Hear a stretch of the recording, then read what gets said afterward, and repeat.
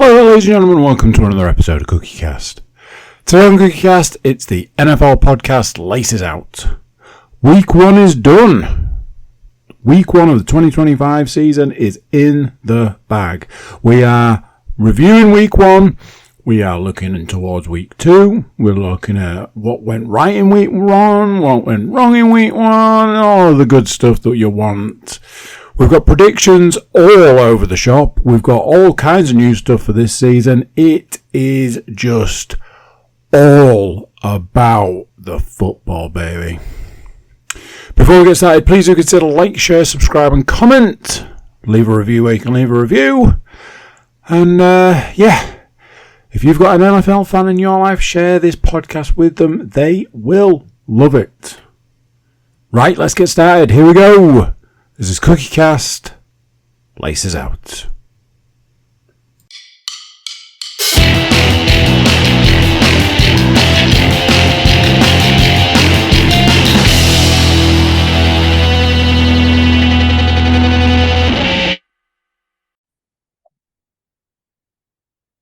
Apparently it worked. There we go.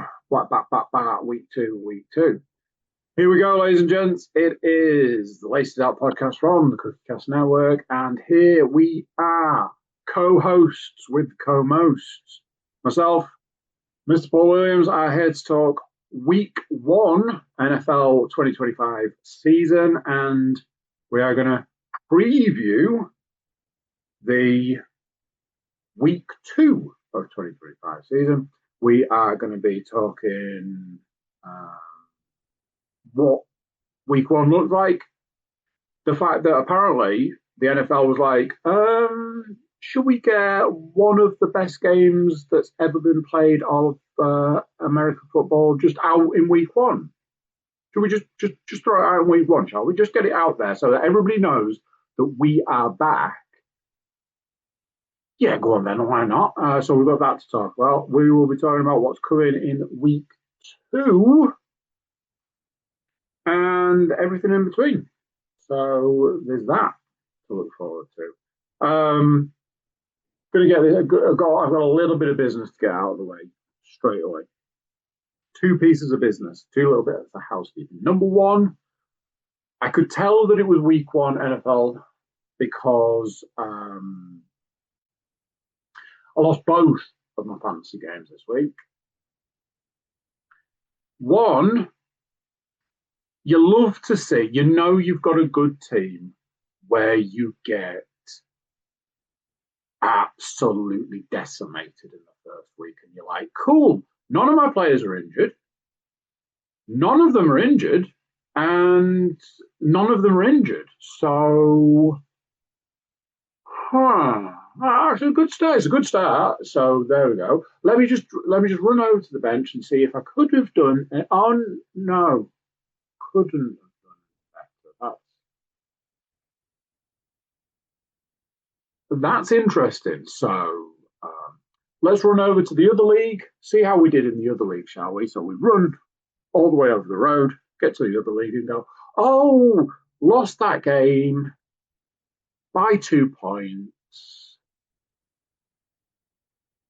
But it's okay because the app's like, hey, winning tastes great.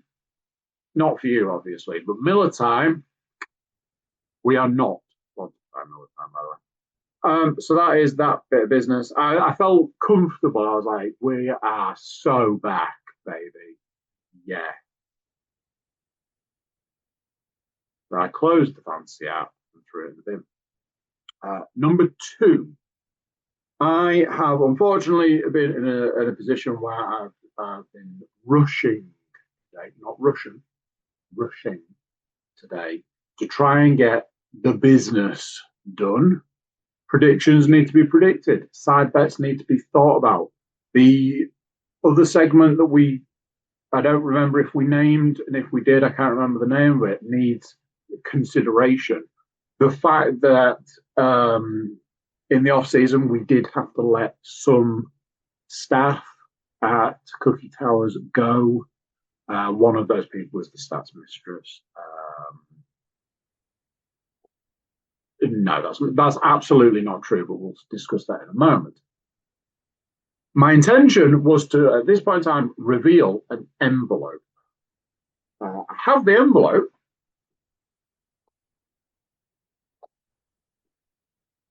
I'll get back to you on that one. I do have the envelope. I have it is ready and willing and able. It is going to be here next week. I was trying to work out if I could do this kind of suspending system where I was going to tie some get some filament, tie it to the ceiling so that for the entirety of the season it hangs here. For the next 20 weeks, it will hang here and it'll have a little bit of writing on it and it'll just hang there for 20 weeks.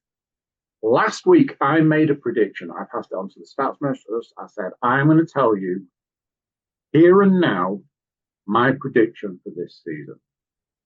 Before the first game kicks off, I am predicting the season here and now. I'm going to put my prediction into an envelope. I'm going to seal that envelope. I'm going to make sure that it is documented by being filmed, photographed, and all this. I'm even thinking of doing the wax seal type thing.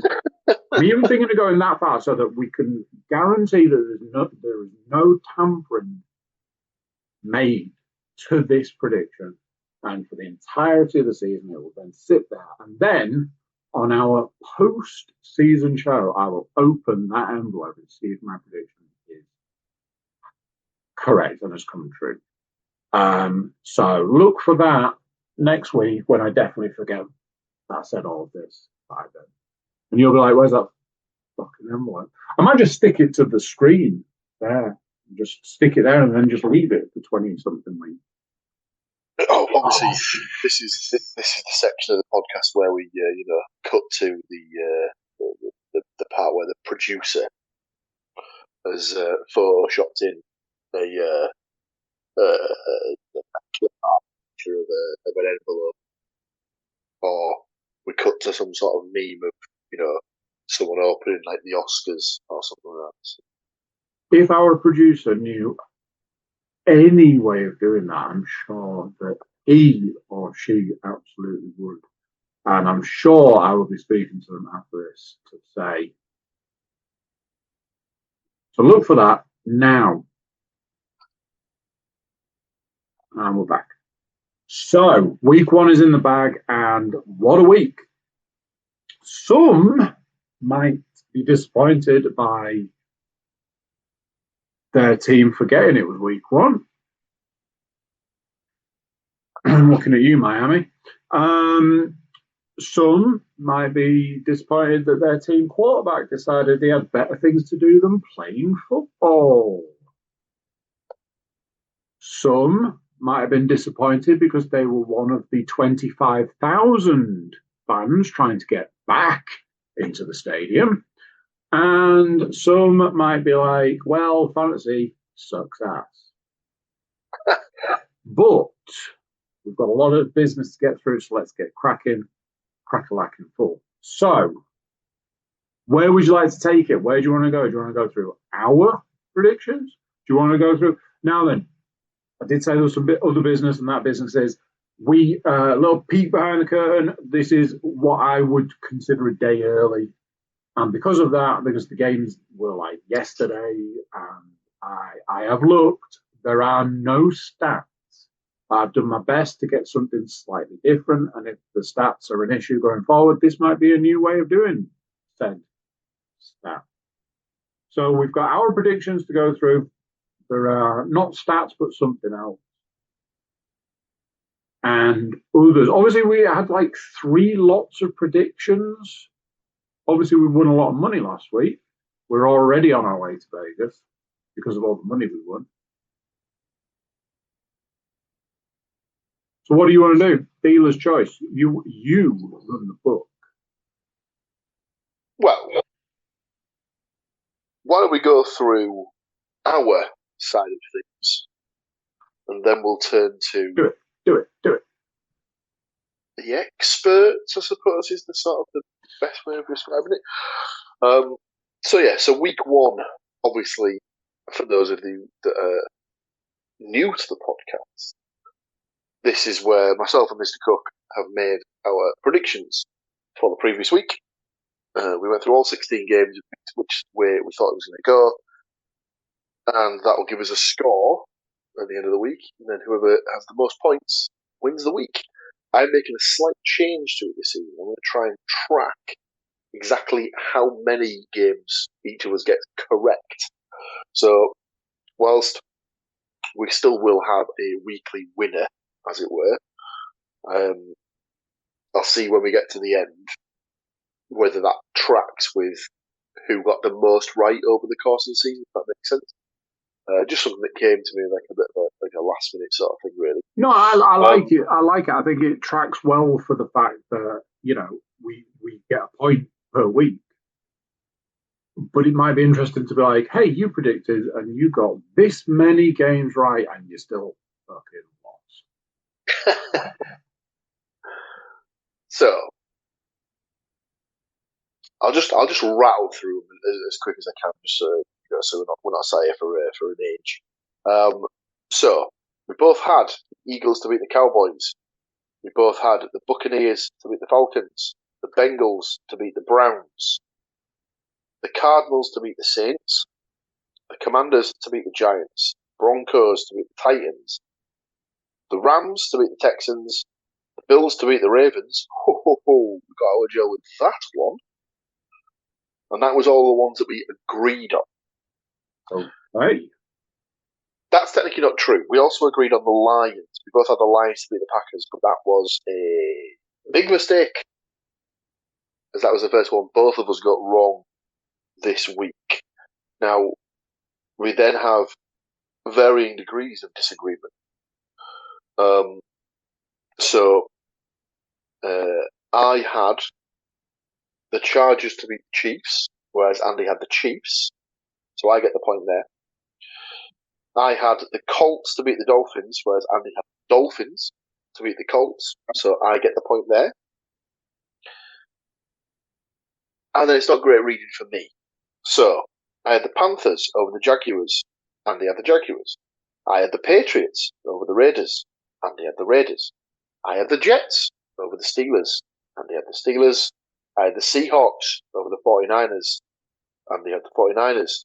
And finally, I had the Bears at home in the Monday Night Football, and they had the Vikings, which means that, totting all up all of the correct points, I had 10 from 16 correct answers. Respectable. Mr. Cook starting the season off hot. 13 of 16. You only technically got the Chiefs, the Dolphins, and the Lions wrong. Unless I just can't count somewhere, but yeah, now, only 3 correct. Pretty good going. Looking back, I don't think I would have made any different choices there. I don't think any of those 3 games I'd have picked differently. I mean, I'd have picked them differently now. But I think even, this is the weird one, I think even knowing the outcome, I'd have still picked the Chiefs to win. Just because it's like, what? The Chiefs lose game 1. Who, other than Paul, could have seen that one coming other than Paul? Which, still suspicious. But anyway, Far be it for anyone to accuse Mr. Cook of being a conspiracy theorist, especially on this podcast. You think this one's bad? I think on a podcast I recorded last night, I said the phrase, I am a man that loves a conspiracy theory, about 30 times in the space of 3 minutes. I think I said it 18 times in 10 seconds at one point because, I love a conspiracy, me. Because you know what conspiracies are? They're not conspiracies, they're absolute fact. Anyway, I don't think I would have picked different, even knowing the outcome. Obviously, the Dolphins have been in the news a bit. Their head coach decided to make a bad situation worse. That was fun. I saw some interesting Tyreek Hill stats. They were fun. But I love how they compare his playing to number of children he has. It's horrible. The touchdowns versus children is always a good one. Yeah. Okay. Well, firstly, like I said, 10 respectable, 13 great. It's a point in the point column for myself, and I'm feeling good about that, having lost in every other aspect of the NFL over the last week.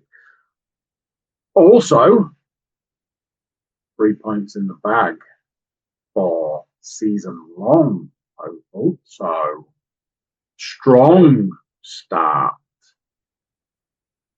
I am, however, fearing that may have affected other things. Well, we'll go to the side bet first, because obviously the side bet people are probably more familiar with than our new. Yeah, that's the one. That's the one I'm afraid of. So the side bet, again, for those that aren't aware and are joining the podcast for the first time, we each go through game by game, and we each pick 4 absolute nailed-on teams that we think will win this particular week. So, Andy's 4 selections were the Eagles at home to the Cowboys, big tick there. The Cardinals on the road, I can't see them. They're at the Saints, the Cardinals at the Saints. The Buccaneers on the road in Atlanta against the Falcons. So far he's 3 from 3. Sadly, he did go with the Chiefs to beat the Chargers.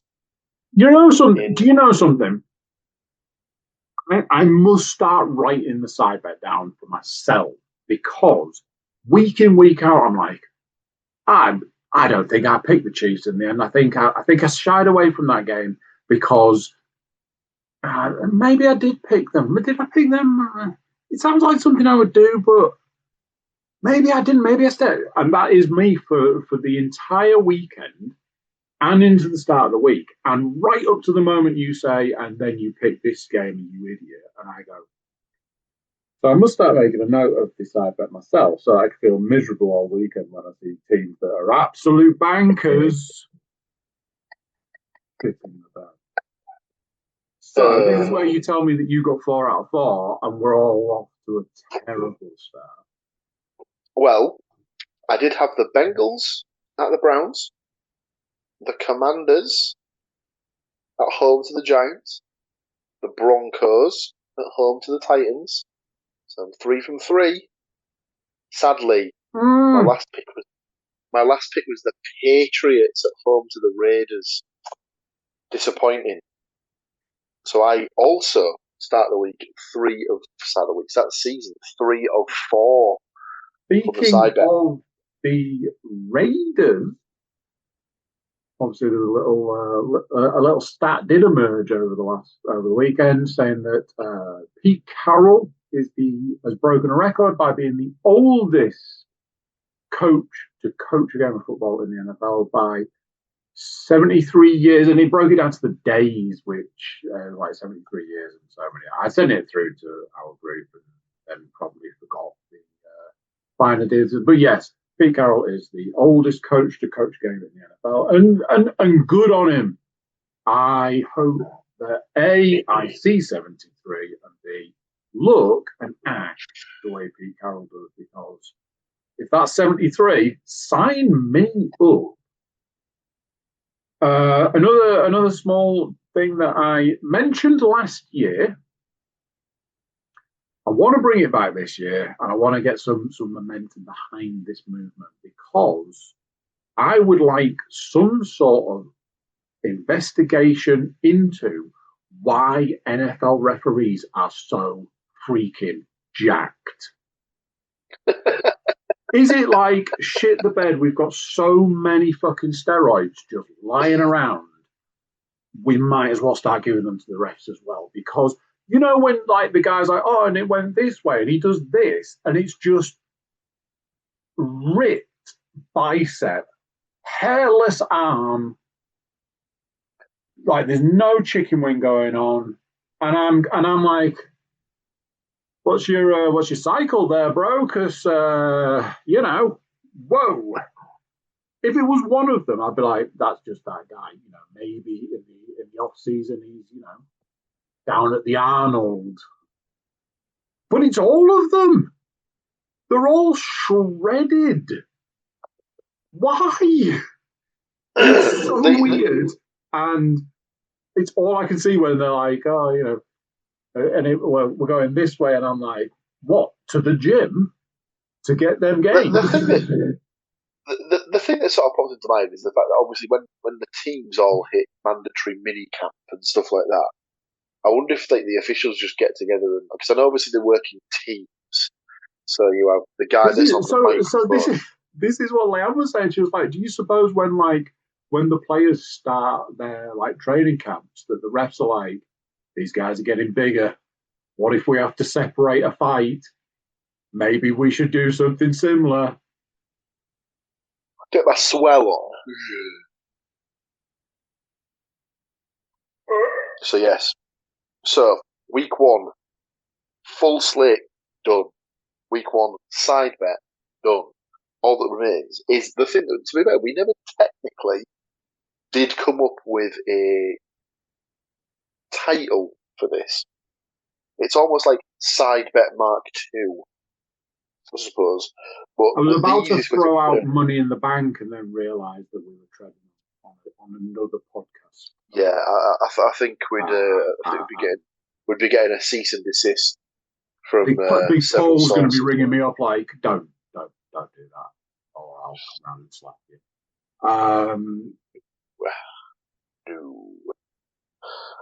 The banker's banker. The over-under. We'll throw some stuff back and forth. We'll come back to it. If we do come up with a name for it, we'll let you know. But basically, it's where myself and Mr. Cook pick an absolute banker from the 16 games, and we pick an outsider from all the 16 games. Put a pound on it, see whether it comes in. If it wins, we'll roll the winnings potentially back over onto next week's pick, and we'll go from there. Hopefully, at the end of the season, we'll have a nice big pot of change where we can, buy each other personalised jerseys from a particular team or something like that.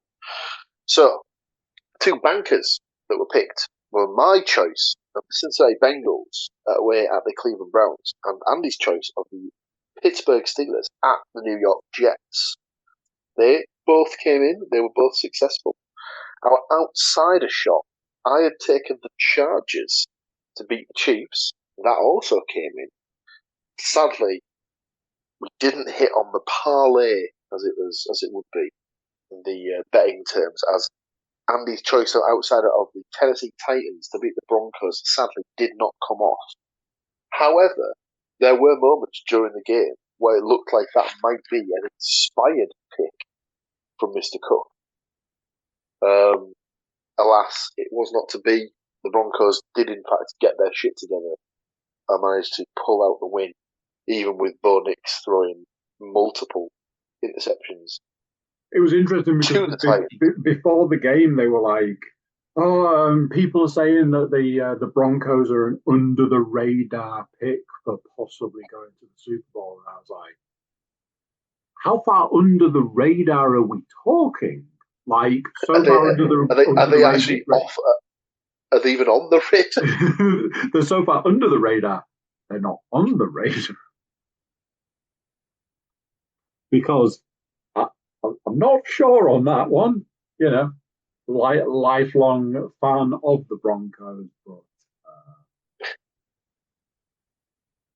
it's been a while since pay them as well. Let's put it that way. Yes, indeed. So there you have it. That is a week 1 from our perspective, done and dusted. We can put aboard it from that. However, normally in the podcast, this is where we would dive straight into the stats from the previous week. But as Mr. Cook said earlier in the game, there are no stats this week. However, we do have something to go through. So I believe we'll probably step away momentarily and take a little tiny break, and we'll come back best. and we'll hit the public with this brand new feature or temporary feature whilst we can get some stats for next week, potentially. Yeah, we'll take a short one because we don't know how this is going to go. It might go real fast and be done in the 4 minutes we've got left, or it might take a little bit longer. So on the side of caution, and we'll be straight back. You see, sometimes I think maybe we shouldn't even mention it. It's so seamless in the like editing process. Like over the last few weeks of doing a variety of different podcasts, I'm like, maybe we should just stop mentioning it because it's just like. Anyway, we are back. A small amount of time passed. So, as I was saying previously, no stats. I think we're just a day early. The game's only got done and dusted yesterday. So, with the fact that there were no stats, I had to go to the internet and say, "Internet, what do you have for me?"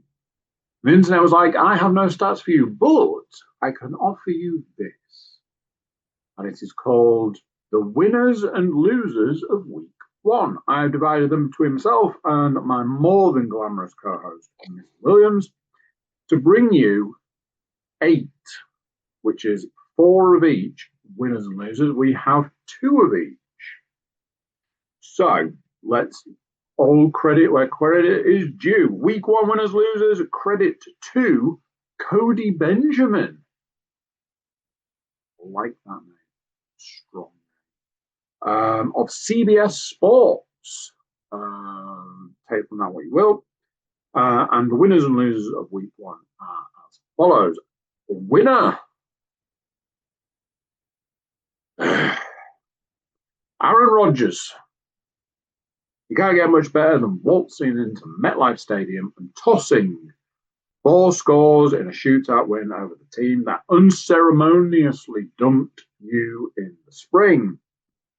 Rodgers didn't look ageless in his Steelers debut, absorbing 4 sacks, but he sure looked more comfortable than he did while playing for the Jets. And his 1-0 start to 2025, which is what matters most. I would say, I think, off air, I can only imagine what Rodgers was like in the locker room before the game. I can also imagine what the Jets locker room was like before the game. And imagine they both sounded very similar to each other with the "we cannot lose this game." But as we know, the nature of the beast is somebody has to lose. I don't know if it was the lesser of 2 evils. But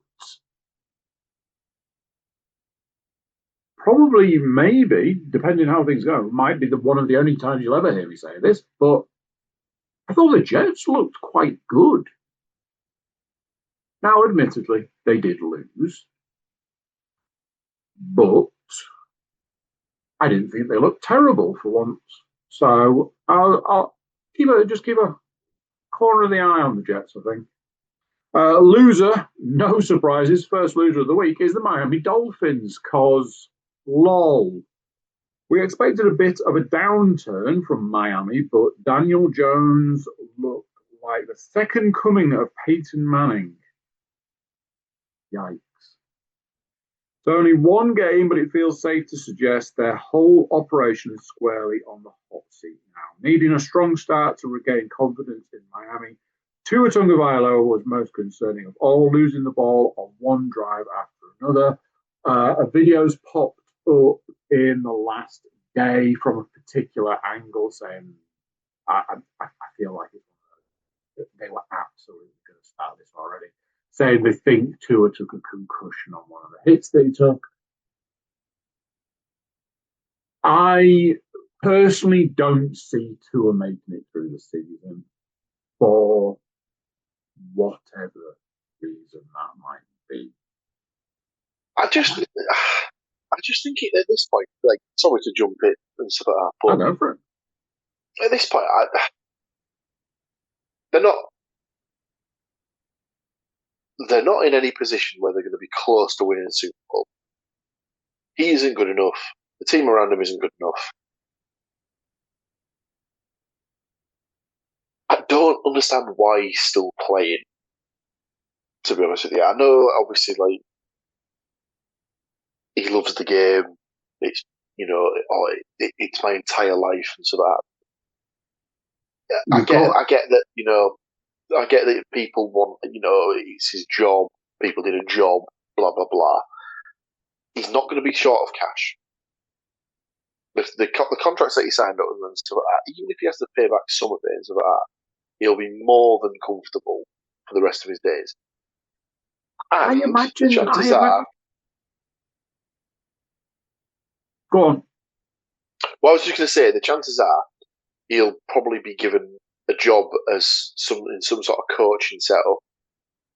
Either at his old college or somewhere within the NFL and stuff like that. So it's not as if he's just going to go from playing to not doing anything. Like he's not just going to take sat on his couch or something like that, sat on his sofa. But every time he takes like a big hit, everyone's just going to be like looking for if his arms do that thing. They're going to be looking. This is what it's like convulsions and stuff like that. Ultimately, it takes one bad hit this season, and it's not going to be long before somebody's like they need to bench him. And not even bench him, just literally refuse to play him. Like, they need to take him for his own health. If your team is losing, and they were losing from week 1, it's not going to take much before somebody's like, look, we need to make a change. This could be the change to make. What have we got available? What can we pick up, waiver wire, etc. You hate to think of what quarterbacks are kicking around these days because I can think of a couple of names I've not heard recently that I'm sure could possibly just step in at a moment's notice.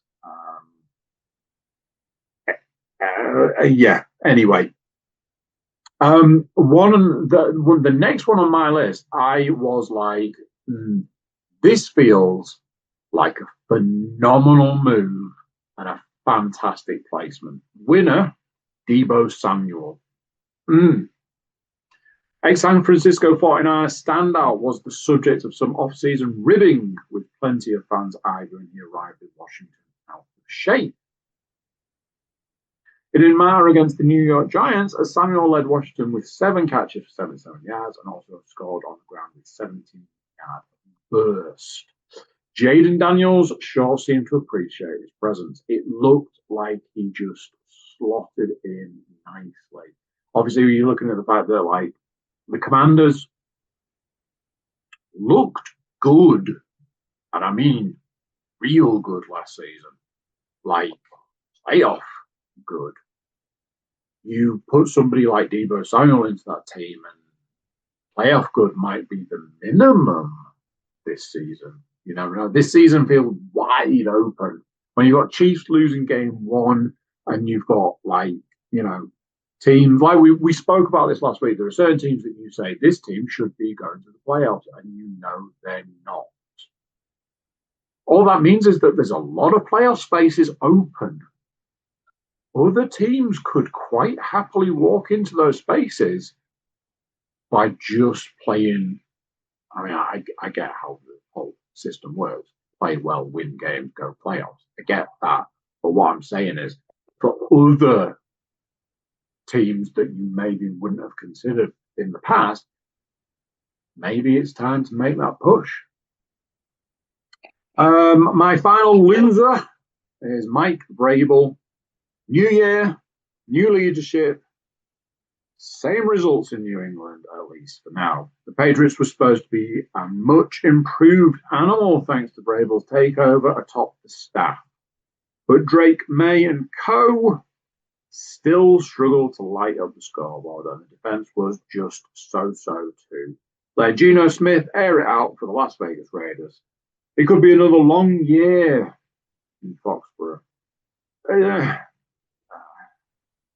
I have this opinion of the Patriots' entire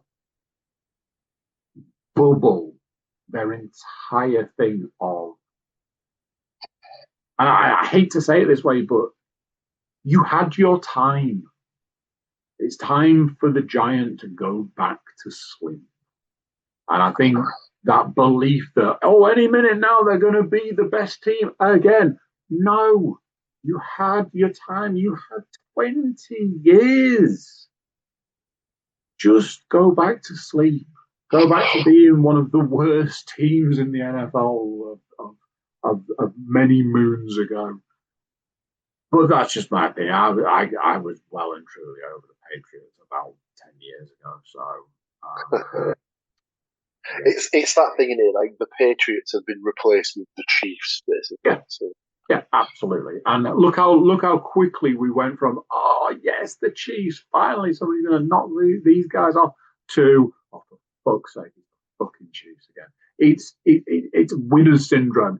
Somebody knocks off the top dog, yay. They win it again, fantastic. They're going for another one, dynasty. They're going for another one, sod off and let somebody else win, please. They're going for another one, oh, now we're bored. It's the unfortunate nature of man, and that nature is we want to see a team win. We want to see a team do well, not too well, just well enough. Just do enough, and then let somebody else have a go. Participation trophies. Anyway, over to your winners and losers for week 1. Yes, indeed. So back to another winner, and it is Baker Mayfield. Not only did the scrappy Tampa Bay Buccaneers quarterback benefit from Younghoe Koo's last-second missed field goal, which squandered a would-be Atlanta Falcons win in the two sides. Oh, hang on. Squandered a would-be. Well, it says would have squandered a would-be win. Would have taken the game to overtime, so it wouldn't have settled it, one way or another.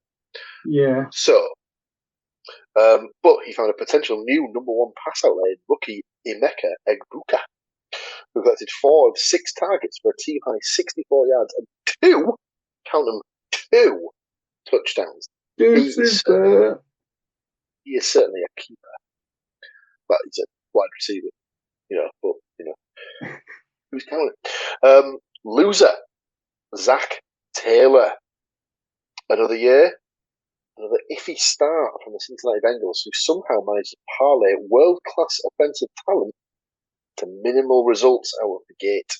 Yes, the Bengals are at least 1-0 after sneaking by the rival Cleveland Browns, but Joe Burrow and company finished week 1 with just 113 yards through the air, averaging a measly 2.9 yards per offensive play.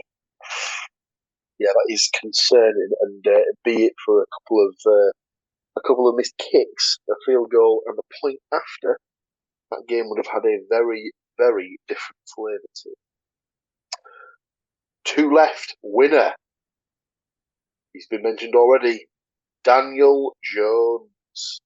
Miami's disastrous debut might be the real story from the Indianapolis Colts opener, but we can't forget to give Danny Jones his flowers. After barely beating out Anthony Richardson to hold Indy's top quarterback job, the ex-Giants cast-off looked wholly at ease in his first game as a Colt, scoring 3 times and perhaps most notably, tossing the rock downfield with top-tier touch. The final one of the week, it's another quarterback, loser, Bryce Young. Remember when Young was the talk of the NFL for a few weeks down the stretch in 2024? Yeah, me neither. Most of that hype had to do with the fact Young finally wielded NFL-level confidence. It did not, however, fully account for the fact he yet to consistently carry the Carolina Panthers through the air. His aerial inefficiencies returned with a force in Sunday's mostly dismal outing against Jacksonville. Yeah, some. I don't want to be the guy that puts certain things a certain way, but Bryce Young feels to me like the quarterback that the Panthers deserve because, quite frankly, fuck the Panthers. I can do if you want me to do an entire one-man podcast about what's wrong with the Carolina Panthers whilst wearing a Carolina Panthers jersey, I'm happy to do which I will then proceed to burn at the end of it because, did I mention, fuck the Panthers. Anyway, that is basically week one. Drop a comment below or send us some sort of smoke signal to let us know if you prefer the winner or the winner-loser version to the stats. I like the stats. The stats always give you a real flavour, especially if you are tuning in to make a decision on a fantasy pick for next week. I always felt like the stats very much gave you a real rounded picture. And they were condensed down to the best stats because they were, as I was saying to Paul before we started, they were often 15 of 30, and those 30 had multiple points. So the stats misters really did condense it all down into the absolute top tier stats. But I think we can safely say that is week one. Done, dusted, bow on, in the history books. We could spend the next hour talking about how phenomenal the Bills-Ravens game was. But at this point in time, if you've seen it, you know that not only have you witnessed history in many ways, you also witnessed the 119th scoregami? Or 1,000 something? It was a scoregami anyway. It was something like that. My favourite stat from that particular game was the fact that it's yet another double-digit blown lead for whichever, I always forget whichever Harbaugh brother it is. Is it John? Yes, there was a graphic that appeared on the old Tinterweb the other day that showed all of the Raven games where they have been in double-digit leading position and out of the game, all 8 games that they've lost on that position. I would say in any situation like that, maybe it's time to look at why that might be. But honestly, if it had been a shit team, you'd be like, what the fuck's going on there? Maybe they need to look internal to find out what's going on there. But it was the Bills, and quite frankly, if ever there's been a time where I have said the phrase, I really like the look of the Bills, oh my days, they look phenomenal. This is the year. This is the year. I want to see them on the one side of the graphic of the Super Bowl. This is the year. This is the year to do it. And I don't want to, I know one of us is less of a fan of a certain team that may have been the other team in that game, but they stripped the ball from Derrick Henry. And that was the moment that I went, it's this year. This is the year. This is the year. They have shown that this team has got some phenomenal players, and this is the one. It's time. And not only are they going to go to the dance, they're going to win the dance, and they're going to dance off into the sunset. And this may be the only time it happens, but this is the year. And no, that is not my season long prediction. It's going in the envelope. Speaking of season long, we should talk about week 2. I have sent some delicious picks in the direction of my co-host for him to add to the book. We will also be covering off our side actions, plural now, where we will be talking about what we think is absolute bankers. And let's try this one on for size. Banker or bust? No? Yeah? Anyway. I don't hate it. I don't hate it. It kind of, like it came to me. I said it and went, feels like a game show. Let's try it on for size, see how it goes. So, first question, how far out are our picks between each other this week? If you had to guess? So I was thinking this when I was making my selections. I was like, I know for a fact that our principle, you cannot physically pick certain teams. So that might make for an interesting factor. To me, there was a lot of that's an obvious pick. That's an obvious pick. But there were also some, oh, that's less than obvious. And I had to go with, I think it could go this way. But if I'm honest, if it went the other way, it wouldn't surprise me kind of picks. And I just had to sort of not necessarily flip a coin, but maybe do I'm going to go that way. So looking at this, yes, definitely. You will have disagreed on that one. You will have hated every moment of putting down that team to win.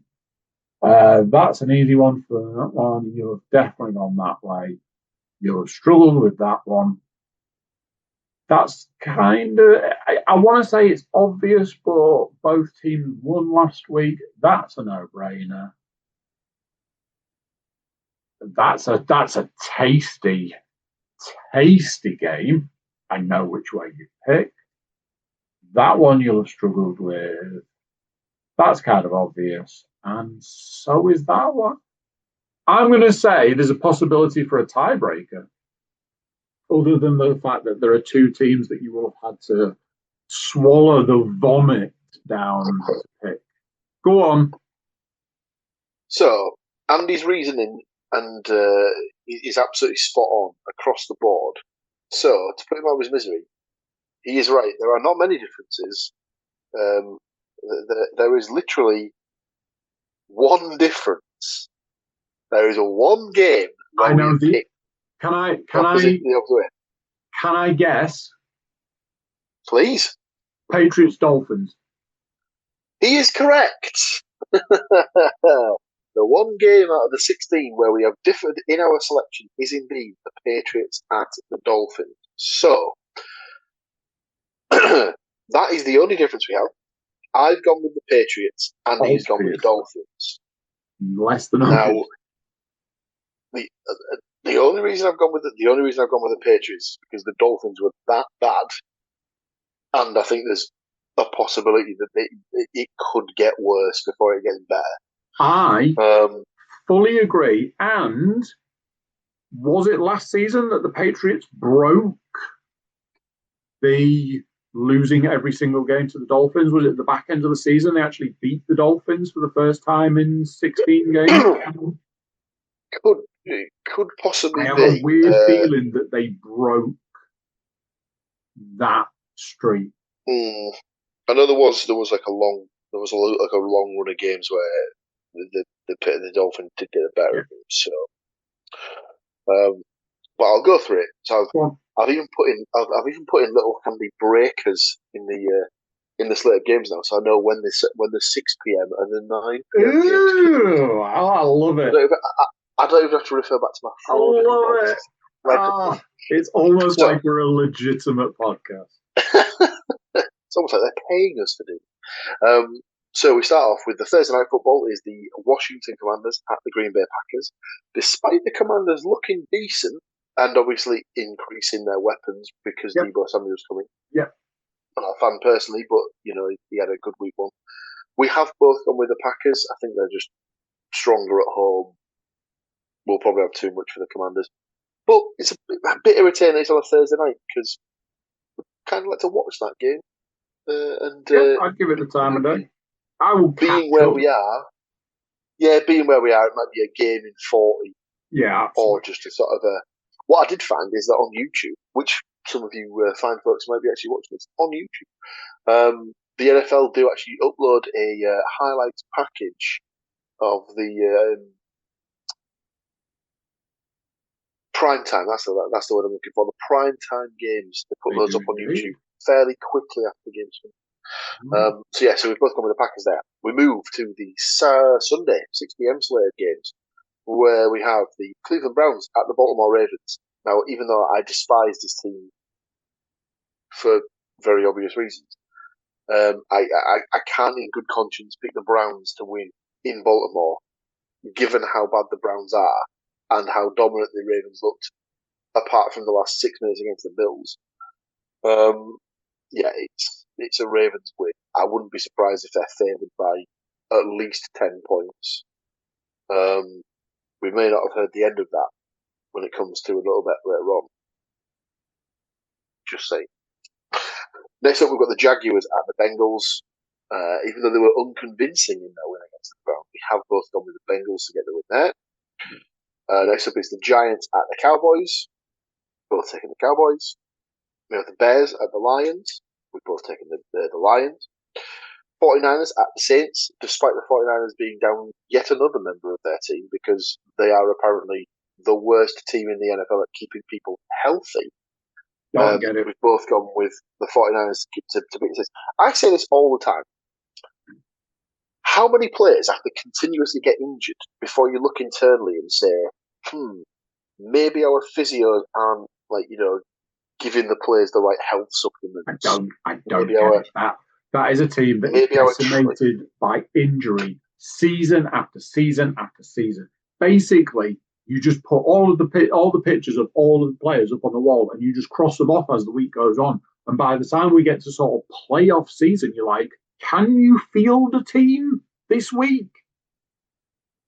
Yeah, concerning. But we have both picked him because obviously the Saints are going to struggle a lot this season. I think they'll probably get a couple of wins here and there, but it's not going to be a pretty season in New Orleans. Let's put it that way. Bills at the Jets. Part of me did consider the Jets this because they did look good against the Steelers, but the Bills are just going to tear them a new one, I think. So both put the Bills on that. Same with the next one, the Seahawks at the Steelers. It wouldn't surprise me, let's put it that way, if the Seahawks were to get something here, but the Steelers going off the back of a good result against the Jets, you'd like to think they'll probably try and roll with it and see if they can get themselves into a position. Then the last of the slate of the 6 p.m. games is the Rams at the Titans. Surprise, surprise, we've both taken the Rams. The first of the 9 p.m. slate of games sees the Panthers at the Cardinals. We've both taken the Cardinals. We then have the Broncos at the Colts. This was probably the only other one that was almost close to being a 50-50 shot for me because of how poor the Broncos looked against the Titans and how good the Colts looked against the Giants. Not the Giants, sorry, the Dolphins. But I do think that the Broncos they'll Sean Payton he'll give them a bit of a rocket for how badly they performed against Tennessee. And I think they'll bounce back with a much more solid performance against the Colts. And the last one of the 9 o'clock or the 9:25 game, Eagles-Chiefs, repeat of the Super Bowl. And we've both taken the Eagles. Now, I don't know from the top of my head the last time the Chiefs would have started a season 0-2. So this was part of my issue with this game.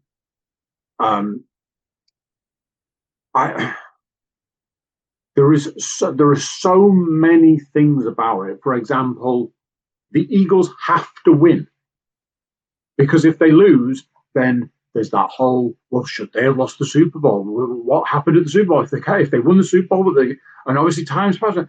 The Chiefs starting a season 0-2, almost unheard of for the last X number of years, and so on and so on and so on. But the Chiefs lost week 1. The Eagles don't really seem to have lost much of a step between the Super Bowl and now. Almost a no-brainer in a weird way. I will say this. I wouldn't want to be the team that goes up against the Chiefs week 3 if they lose this week. It's got potential bloodbath written all over it. Yeah, wouldn't disagree with that particular sentiment. Then we have the Sunday night football sees the Falcons travel to Minnesota to take on the Vikings. We've both gone with the Vikings. And then it's one of those strange weeks where we end up with a double-header Monday night football. Don't really know why they do this, but they do it And it always seems to involve the Raiders. Now, I don't know if it's something to do with it's always got to be a team that's on the West Coast. Presumably. Because it seems to always involve the Raiders or the Broncos or one of like Seattle, San Francisco, blah, blah, blah. But it always seems to fall that one of the games gets like top billing on ESPN and the other one's like shunted onto like ABC or something like that, like a secondary channel in the States. And so I was going to say, it actually tells me here. So Tampa Bay Bucks, Houston Texans, ABC/ESPN, whereas Chargers Raiders is just listed as ESPN. So Chargers Raiders is the official Monday Night Football game, to all intents and purposes. The Buccaneers Texans game is obviously the for want of a better, red-headed stepchild of Monday night, shall we say? But we've both gone with the Buccaneers to beat the Texans, and we've both gone with the Chargers to beat the Raiders. So that just leaves the result of the Patriots-Dolphins game. Will decide the week. From there, it's just a case of how many out of 16 do each of us get to add to the total of the 32 games that were predicted up till that point. So there you have it. Like I said, literally the one difference in the 16 game. So not a great deal that's going to be keeping us apart there. No. You have our betting picks already. I do indeed. I know I've sent you mine, and I presume you've done yours. So it might be, time-wise, it might be worth rattling those off and then seeing if we can get our side bet in under the wire. I certainly shall. So, bets-wise, the two bankers that myself and Mr. Cook have picked this week, I have gone. Let me just double-check. Why are you not working, you piece of shit? I'll just have to go with what I've got written down here. So, Andy went with the Cincinnati Bengals at home to the Jacksonville Jaguars. I went with the Detroit Lions at home to the Chicago Bears. Those are the two banker picks. Outsider picks. Andy had the New York Jets at home to the Buffalo Bills. 2 out of 2. Like 2 weeks, he's come with the absolute stonker onion hangers. My pick for an outsider, which I was quite surprised at, was the New England Patriots at the Miami Dolphins. So the Patriots at even money. I believe you can get the Dolphins at 5 to 6. So the Dolphins are the slight favourites going into this one. That is so when I saw the Patriots absolutely inspired shout. You've played the odds there. Perfect. Well, it is still in our favour in that the Patriots are the underdog, so it still qualifies for the terms of the bet. So if those 4 results are to come in, we get a return of 14 to 1. So £1 on will get us back £14.16, just a slight nudge. Oh, sorry, it's 13 to 1. Apologies, because I include the listing.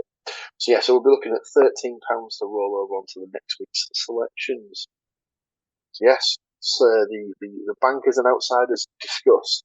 I believe we will take a very, very short break and then come back to you with our side bet picks for week 2.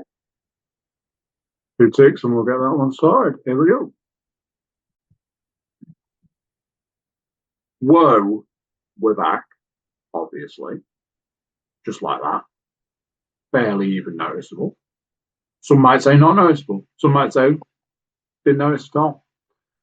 We have one last piece of business to discuss, and that is our little bit of side action. Anybody that doesn't know, I believe Paul's already been through it. We are going to pick 4 bankers each. We use I don't even know what this is, because it's not a snake system, is it? It's just... I suppose it can. I think it probably is. It probably is snake. It probably is snake. Oh, yeah, it would be, because yeah, if you had the last pick in the draft, you would go last and first. So it is a snake system. So we use a snake system. In no way making a deal of this, but it is you to go first this week, if that is your choice, and we'll just leave that one there. So, are you taking the first pick? Is the question. And if so, what is it gonna be? Do you know what? I very rarely go first in the side bet. It's not a brag. Low key brag, just dropping that one in there. I rarely have to go first because I've beaten you week in like aforementioned Ginger Stepchild. So definitely sounded more great big set of stones on this. Have you seen these massive stones? Yeah. What do you think of them? In no way was it meant as a brag, humble, I have to transport them in a wheelbarrow wherever I go. Randy Marsh style. In a Randy Marsh kind of way. It just there's no potholes because no, I don't like balls. Quite literally. So side bet. First pick. Do I just avoid it so that I don't have to say the salty bastards' names, and you can just do the honourable thing and just take them off my hands so I don't even have to think about it?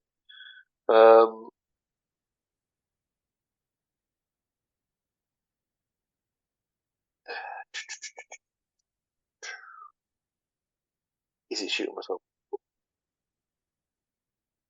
Now we'll go. Well, I'll leave them on the table. So my first pick in the week 2 side bet, I will go with, and I can only imagine the amount of people screaming at the top of the lungs hearing this as to me being an absolute mentalist. But I will go with the Dallas Cowboys to beat the New York Giants.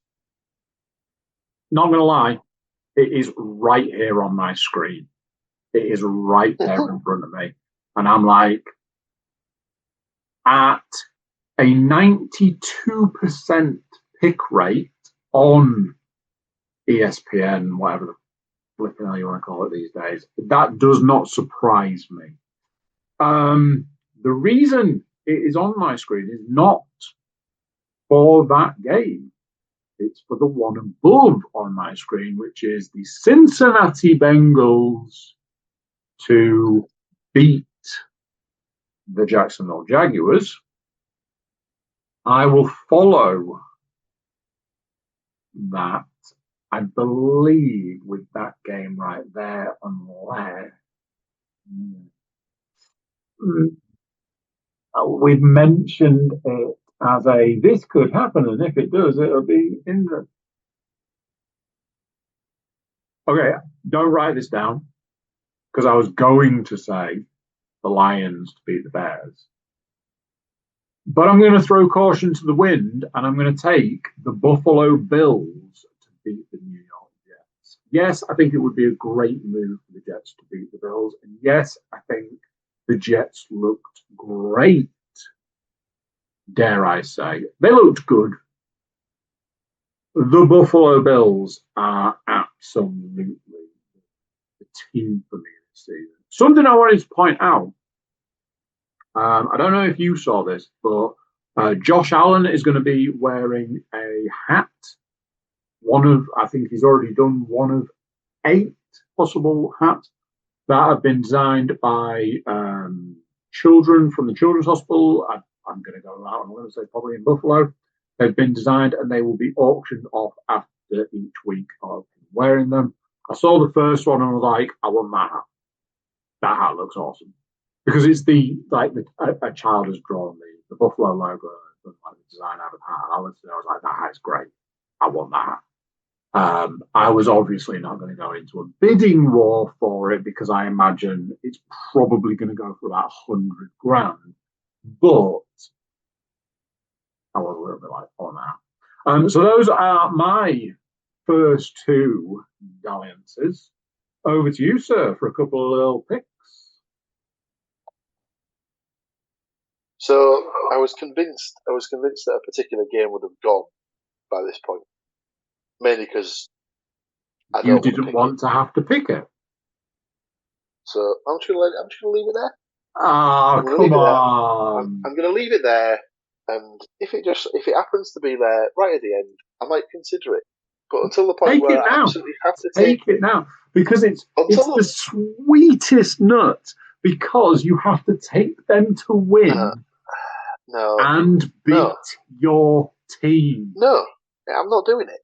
It's the sweetest nut.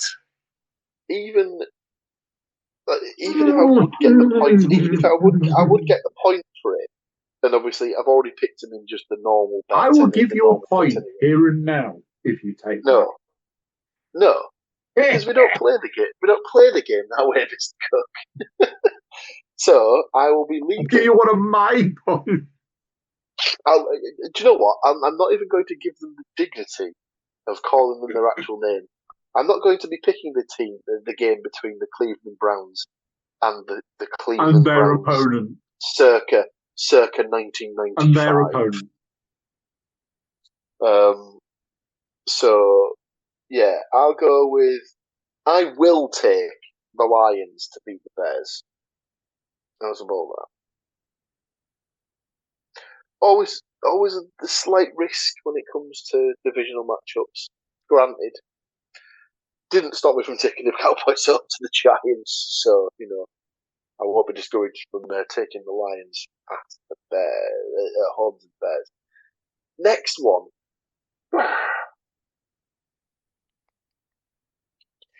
Part of me wants to take the 49ers because they're at the Saints, but question marks over Purdy. Don't like him in the team. Question mark. Kittle's already out for a couple of weeks. Question marks that Purdy might not be fit in time for the game. Mm-hmm. Lot of stuff to digest there. So, in that case, I'll go for the Rams to beat the Titans in Tennessee. Your next two. See, it's interesting because to me, and obviously this is the way we do it, for each of us, we have that's a no-brainer. There was a game that I was like, I know that it's not necessarily on one side of the ball the most obvious, but on the other side of the ball. So I will take the Arizona Cardinals to absolutely do one to the Carolina Panthers, just for the joy of picking yet again, the second time today.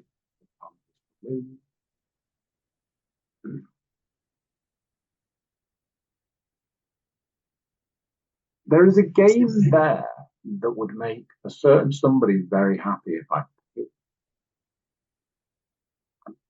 I need to see another game of the other team before I can fully get behind. There's a game there that on paper is obvious, yet. Do you know what? You might have given me my other game as a gift.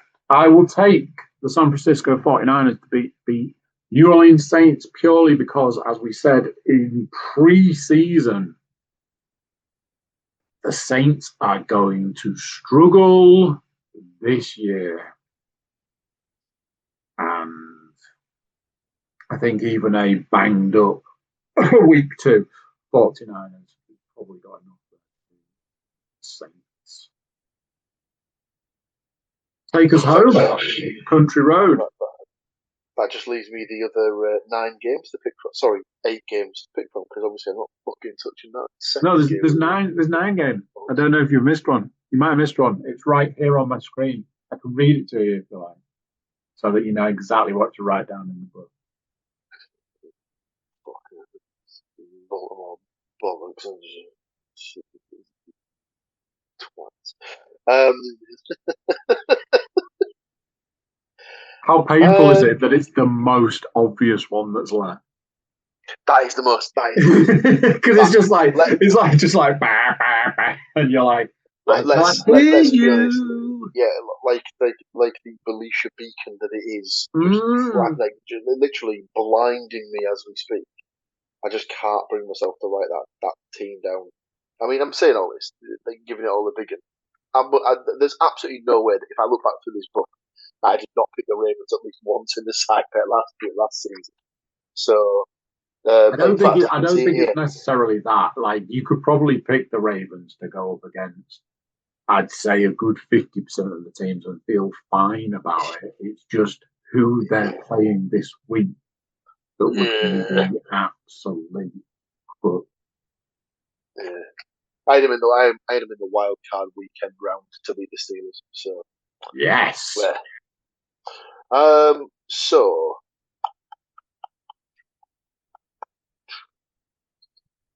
I'll go for the Vikings at home to the Falcons. Interestingly enough, that was the game that was on my screen where I went, that seems like a safe. Like, if I'd have had to pick another one for any weird random reason, that was probably the next place I would have gone. The others were the later games. The Bucs of the Texans, the Chargers of the Raiders. The game I was alluding to was the Chargers-Raiders one. 90% of people picked the Chargers, which I was like, pick the Chargers, make Stu happy, but at the same time, Pete Carroll, Raiders. I just need to see another game to just see what is going on there and just get a better feel for things. So that's why I didn't pick it up. Anyway, just run down of our picks and we'll let these lovely people go. Indeed. So, Cypher 2 C's. Andy taking the Cincinnati Bengals at home to the Jacksonville Jaguars. The Buffalo Bills at the New York Jets. The Arizona Cardinals at home to the Carolina Panthers. And the San Francisco 49ers at the New Orleans Saints. Two home games, two road teams. I've got the Dallas Cowboys at home to the New York Giants. The Detroit Lions at home to the Chicago Bears. The Los Angeles Rams at the Tennessee Titans. And the Minnesota Vikings at home to the Atlanta Falcons. I've gone with one road team, three home teams in my four selections. And that inspired choices closes the book on week 2. All that's left to do is for Mr. Cook take you fine folks home. Over to you, sir. Couple of closing things. Obviously, when we started this podcast, the window behind me was dark. I was like, oh man, that's a real sign of things. A couple of things that were kind of nice that popped up in the last week. One, my reminder to set my team popped up. I sent it through to our fantasy group, and I was like, oh, reminder how I've missed you so. And today, the video of, I don't know her name, but the lady that does the NFL roundup video where she plays all of the teams and all of their coaches and certain players and stuff. She is fantastic. She is on point every week. I love those videos, and the fact that I got the opportunity to send out week 1 this week, I was like, yay, we're back. So week 1 is in the books. Week 2 is coming your way in a matter of hours. About 48 of them, right? But by the time you get this podcast, even less hours. So there you go. Big thank you to my co-host for doing the book, keeping us all on track and up to date. Big thank you to you people for watching, listening, and being a part of this for 8 seasons. We will be back next week. We might get a guest at some point, but we might not as well, just for the sheer. That's it. Go and enjoy the games, and we will catch you next week to review week 2, preview week 3. Until then, it is bye from me, and it is bye from him, and we shall see you next time. Happy bye. So there we go, what do you think to that? Week 1 gone, week 2 to look forward to. Thank you for joining us. If you are new here, please do consider like, share, subscribe and comment. If you're not new here and you haven't done some of those quite yet, maybe it's time to pick them up. Maybe. Big thank you for watching. Big thank you for being here. Before you leave us, obviously once you've clicked all of those buttons, jump over to the website, thecookiecast.com. There we have social media links and an email button, and that way you can get in touch with us. Drop us your picks.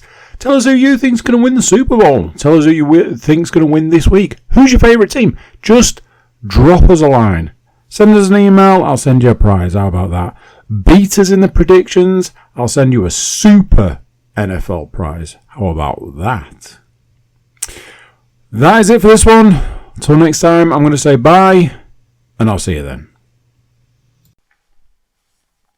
Thanks for listening to this episode of Cookie Cast.